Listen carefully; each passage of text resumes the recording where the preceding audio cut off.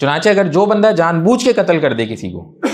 اب اس کے اوپر کیا احکامات ہیں وہ ذرا سا سن لیں ایک نظر، تو انشاءاللہ اور بات کلیئر ہوگی۔ حضرت عبداللہ بن عمر بن عاص رضی اللہ عنہ کہتے ہیں کہ رسول اللہ صلی اللہ علیہ وسلم نے فرمایا، قسم اس ذات کی جس کے ہاتھ میں میری جان ہے، کسی مومن کا ناحق قتل اللہ کے نزدیک پوری دنیا تباہ ہونے سے کہیں زیادہ بڑی چیز، یعنی اگر کسی کا ناحق قتل کر دیا جائے نا تو پوری دنیا سے زیادہ بری چیز اللہ سبحانہ تعالیٰ کے نزدیک ہے۔ یہ اتنی بڑی بات ہے، یہ اتنی بڑی بات ہے۔ چنانچہ یہاں پہلے ہم آیت میں پڑھ چکے ہیں، اور جو شخص کسی مسلمان کو جان بوجھ کر قتل کرے تو اس کی سزا جہنم ہے، جس میں وہ ہمیشہ رہے گا، ہمیشہ رہے گا۔ ایسی صورت میں تو ان کو چاہیے فوراً کسی طرح سے، حالانکہ تو یہ صاف واضح ہے کہ بھائی کسی طرح معافی تلافی کرے، ان کے گھر والوں کو دیتیں دے، پیچھے پڑ جائے، بھائی مجھے معاف کر دو، مجھ سے بہت بڑی غلطی اس دنیا میں ہو گئی، کہ وہ آخری والی چھوٹ جائے کسی طرح مجھ سے۔ پھر اس سے آگے کیا بات ہوتی ہے، اگلی حدیث نبی کریم صلی اللہ علیہ وسلم نے فرمایا، سب سے